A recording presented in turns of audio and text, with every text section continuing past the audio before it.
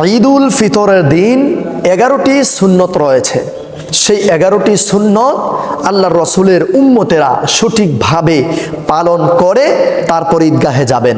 কিয়ামতের কঠিন ময়দানে যেই দিন সূর্যটা অর্ধ হাত মাথার নিচে থাকবে, সেই কঠিন ময়দানে আল্লাহ রব্বুল আলামিন আপনাকে আল্লাহ পাকের আরশের ছায়ার নিচে আশ্রয় দান করবেন। তখন আপনার মাথার উপরে সূর্য থাকবে না, আল্লাহ পাকের আরশের ছায়া থাকবে।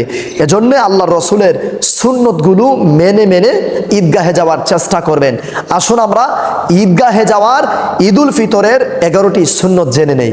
1 নম্বর সুন্নত হচ্ছে সকাল সকাল ঘুম থেকে উঠা। এটা আল্লাহর রসুলের 1 নম্বর সুন্নত। ঈদুল ফিতরের দিন আল্লাহর রসুল একদম সকাল সকাল ঘুম থেকে উঠেই আল্লাহর রসুল ফজর নামাজ আদায় করতেন এবং ফজর নামাজ আদায় করার পর তিনি অন্যান্য দোয়া দরুদ পাঠ করার চেষ্টা করতেন। 2 নম্বর সুন্নত হচ্ছে সবার আগে ঘুম থেকে উঠে গোসল করে সবার আগে আগে ঈদগাহে চলে যাওয়া। 3 নম্বর সুন্নত হচ্ছে ঈদগাহে যাওয়ার আগে খেজুর অথবা মিষ্টি জাতীয় কোনো খাবার খেয়ে যাওয়া। 4 নম্বর সুন্নত হচ্ছে ঈদগাহে যাওয়ার আগেই যাকাতুল ফিতর অর্থাৎ ফিতরা আদায় করে ফেলা। এটা আমার নবীজির সুন্নত। 5 নম্বর সুন্নত হচ্ছে ঈদগাহে যাওয়ার আগে মিসওয়াক করা এবং পরিষ্কার পরিচ্ছন্নভাবে উত্তম রূপে গোসল করা এবং ওযু করা।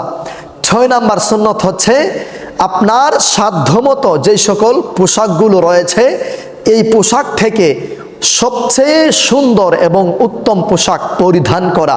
7 নম্বর সুন্নত হচ্ছে সেই পোশাকের মধ্যে সুন্দর পারফিউম কিংবা সুন্দর ভালো খুশবু আতর খুশবু ব্যবহার করা এবং শরীয়ত সম্মত সাজসজ্জা করা, সুন্দর পোশাক পরিধান করে একটু সাজগুজ করা আমার নবীজির সুন্নত। এবং 8 নম্বর সুন্নত হচ্ছে ঈদগাহে এক রাস্তা দিয়ে যাওয়া। 9 নম্বর সুন্নত হচ্ছে ঈদগাহ থেকে নামাজ পড়ে অন্য রাস্তা দিয়ে বাড়ির পথে ফেরা। এরপরে সুন্নত হচ্ছে আপনি যখন ঈদগাহে যাবেন সবার আগে আগে ঈদগাহে যাওয়া। এটা আমার নবীজির সুন্নত। 10 নম্বর সুন্নত হচ্ছে ঈদের দিন হাসি মুখে থাকার চেষ্টা করা।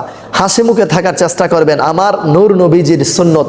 ঈদের দিন হাসি মুখে থাকার জন্যে, হাসি মুখে সবাইকে সালাম দেওয়ার জন্যে।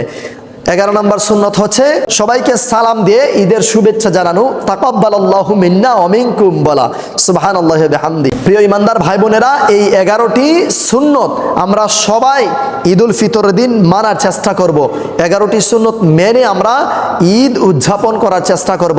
তবে মনে রাখবেন ঈদুল ফিতরের দিন, ঈদের দিন নবী পাকের সুন্নত মেনে আমরা যেন কোনো অশ্লীল গান বাজনা বাদ্যবাসীর মধ্যে আমরা ধাবিত না হয়ে যাই। কারণ আমরা কোনো হারাম কাজ করব না, খারাপ কাজ গুনাহের কাজ করব না। আল্লাহ আমাদেরকে বোঝার তৌফিক দান করুক, নবীজির সুন্নত মোতাবেক আমাদের জীবন যাপন গড়ার তৌফিক এনায়েত করুক।